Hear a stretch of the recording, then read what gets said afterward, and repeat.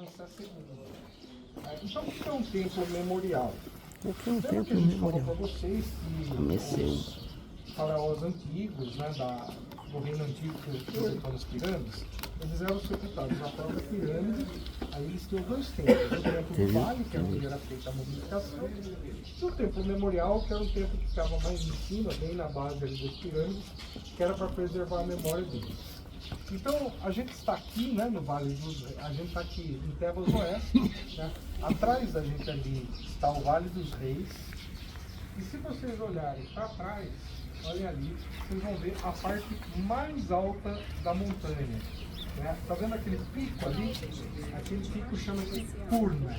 Curna. Curna, ele tem uma forma natural de pirâmide. Né? Claro que o templo ele erodiu, mas na época do Reino Novo, ele era uma pirâmide perfeita. Então, imagine o seguinte: por milênios, os egípcios se enterraram, foram sepultados em pirâmides. A pirâmide, qualquer crise social que acontecia, elas eram rapidamente saqueadas, porque, né, você sepulta ali um rei, cheio de tesouro, aquele negócio gigantesco ali onde todo mundo vê, é o que a gente chama no Brasil de muita goela. Então, portanto, qual que foi a solução encontrada pelos faraós do Reino Novo? Bom, o que a gente pode fazer? Vamos fazer uma readaptação. Vamos procurar uma montanha que a gente possa escavar as tumbas e que a gente possa aproveitar, né, que tenha já uma pirâmide natural. Então, os faraós do Reino Novo vão ser, a maior parte deles, sepultados no Vale dos Reis. Só que, como ali é um lugar de sepultamento, o que eles vão fazer? Vão colocar postos policiais, muralhas nas áreas estratégicas, e aqui embaixo vai ser um lugar onde eles vão construir os templos para preservar a memória.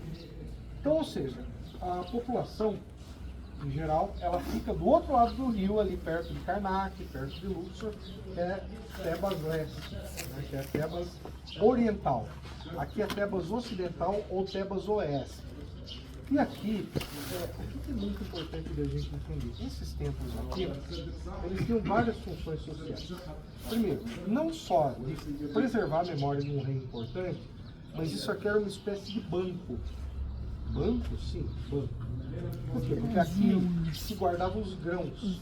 Então vocês estão vendo ali que a gente tem vários segredos. Depois eu vou mostrar para vocês como a história desses segredos. Mas os templos memoriais, eles tinham também uma função de ser um centro de educação. Educação tanto para os descendentes daquele rei, daquela pessoa importante, além de que vão preservar a memória, quanto também, às vezes, oferecer os grãos que estão aqui preservados para o Estado. Como que funcionava? Então imagina o seguinte: morreu um faraó, ele construiu o seu templo memorial, e aí algumas famílias vão tomar conta desse templo memorial. E como que eles vão se manter economicamente? Basicamente, eles vão ter terras, eles vão ter trabalhadores vinculados a esse culto, a essa tradição. Então, o que eles vão fazer aqui? Sempre vão fazer os cultos, vão fazer os rituais para valorizar então a memória desse rei. E aí, conseguiu achar? Então, o que acontece? Aqui começou essa tradição na 18ª dinastia, portanto no começo do Reino Novo. Então nós vamos ver, aqui nós estamos no tempo de Ramsés II.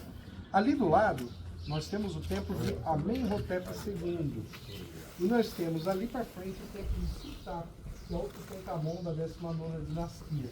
É um faraó que morreu muito jovem, né? Morreu até mais novo que o Tut, nem quase teve tempo de governar. E aqui, né, portanto, é um lugar de reverência, de memória. E o que é curioso desse espaço? Pensa o seguinte: enquanto a gente está no auge do Reino Novo, os cultos de memória continuavam acontecendo aqui.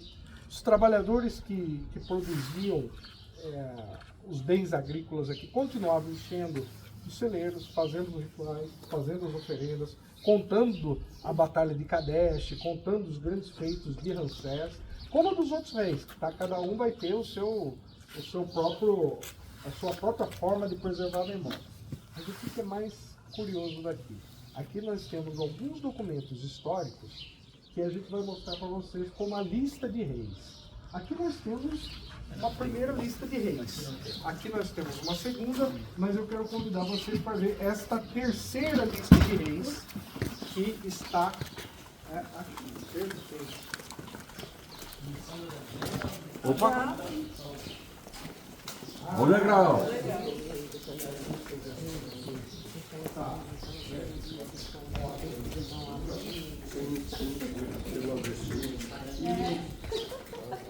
Aqui são cenas astronômicas, tá? Bom, vocês viram o zodíaco de Dendeira, não viram? Sim. Então, em Dendeira, nós temos um zodíaco com influência caldeia. Mas como assim caldeia? Sim, porque os gregos, quando eles chegaram, eles trouxeram a influência do zodíaco na visão deles. Então, esses signos que a gente conhece hoje, Leão, Capricórnio, Sagitário, Libra, Peixes, isso é uma visão caldeia com os nomes gregos.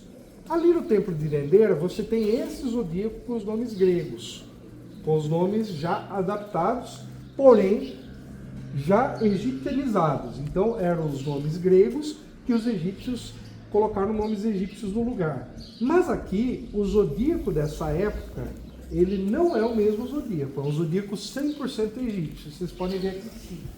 Da mesma forma que tem um zodíaco desses na tumba de Sete I. Né? Então, na tumba de Sete I, a gente vai conseguir entrar lá hoje, será? Sim.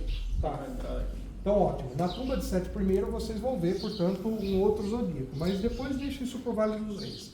Vamos falar, então, da lista de reis do Ramesseu. Vamos procurar aqui. Eu quero achar os cartuchos. Toda esta parte eu sei. Estava a lista que está aqui dos nomes. São os nomes, não venho mais. Aqui também estão as constelações. Pessoal, vamos explicar uma coisa. A lista de reis do Ramesseu, eu vou sentar aqui. Senta aqui do meu lado aqui, aniversariante. Hoje, como você é aniversariante, você tem lugar VIP. Então vamos lá. Vem cá, Mariana, você também como é aniversariante do mês, já faz 4, 5 dias aí, eu quero ficar do lado, eu quero ficar no meio dos aniversariantes. Então vamos lá. Hoje eu vou contar para vocês o seguinte. Os Ramsés, como eu falei para vocês, eles não vieram nem da nobreza, nem da realeza. Eles vieram do exército. Eles vieram do norte, ali da região próxima de Avares, que era a capital dos Ixos. E os Ramsés, eles tiveram a difícil missão de limpar o Egito do que o Akenaton deixou, né, os problemas que o Akenaton deixou para trás. Então eles tiveram que reconstruir as fronteiras, as fortalezas que foram destruídas. O Egito passou por uma epidemia, então eles precisaram ali cuidar um pouco da medicina, resolver a situação econômica, a crise. E aí o que acontece? Se você tem uma nova dinastia que tem que restabelecer a ordem num país caótico, como que essa nova dinastia ela vai se legitimar? Primeiro, restabelecendo o que é antigo. Segundo, eles vão precisar mostrar que eles têm o reconhecimento dos deuses. E como que eles vão mostrar esse reconhecimento? E isso é uma chave para a gente entender a egiptologia moderna. Né? Olha a conexão. Nós estamos falando de um fato do passado para entender uma ciência de hoje. Vamos entender isso aqui. O que houve? Eles vão organizar uma lista em que eles vão colocar Ramsés na frente de 5 faraós.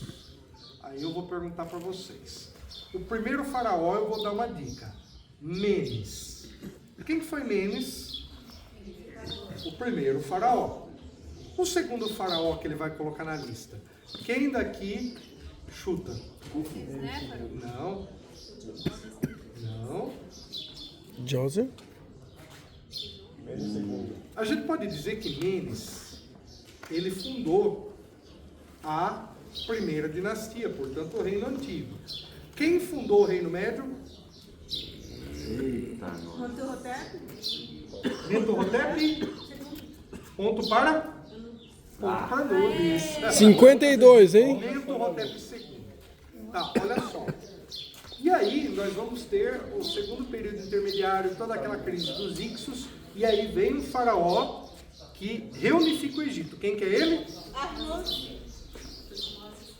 Não. Amor. Ponto para? Ponto para Bastet. Quanto que tá? 52 a 29. 44. Ah, 30. Então vamos lá. 44 a 40. É isso mesmo? Isso porque eu tava contando 52 Vamos já. lá então. Bom, então vamos lá, pessoal, atenção. Amose. Então, ó, retomando. Primeiro rei que aparece na lista de Ramsés II. Menes, Mentorhotep II e Amose. Portanto, vejam só, como que hoje a egiptologia divide a história do Egito? Reino Antigo, Reino Médio e Reino Novo. Ou seja, quando os egiptólogos vieram aqui, eles olharam e falaram, olha, faz sentido essa divisão. E adotaram isso na egiptologia moderna. Mas tem mais, ele coloca mais 2 faraós além de Amose. Depois de Amose, quem que ele coloca? Não, 7. Não. 7. Não. Não? Depois de Amose. Quem vem depois de Amose? Depois de Amose. 18ª dinastia. Não. Hã? Não. Fala você, pode falar. Não, Camose é antes de Amose. Não, Amenhotep I. Amenhotep I. Quem que foi Amenhotep I? Foi o expansor das fronteiras do Egito. Olha só o simbolismo disso tudo. Primeiro, ele coloca o fundador do Estado faraônico. Segundo, ele põe quem uniu o Estado faraônico quando os líderes regionais mandavam. Terceiro, ele colocou o cara que expulsou os Ixos e reuniu o Egito novamente. Em quarto, quem que ele colocou? Quem expandiu as fronteiras do Egito. Além de Amenhotep I, Tutmoses I. Tutmoses I. E aí depois ele já pula pro Ramsés II, para ele. Né? Então veja só, a quem que ele quis se comparar? Ele quis se comparar àqueles que uniram o Egito, àqueles que expandiram e àqueles que mostraram o poder do Egito. Então, isso tem uma forma de legitimação. Legitimação. Por quê? Ele precisa se legitimar perante os deuses. Por que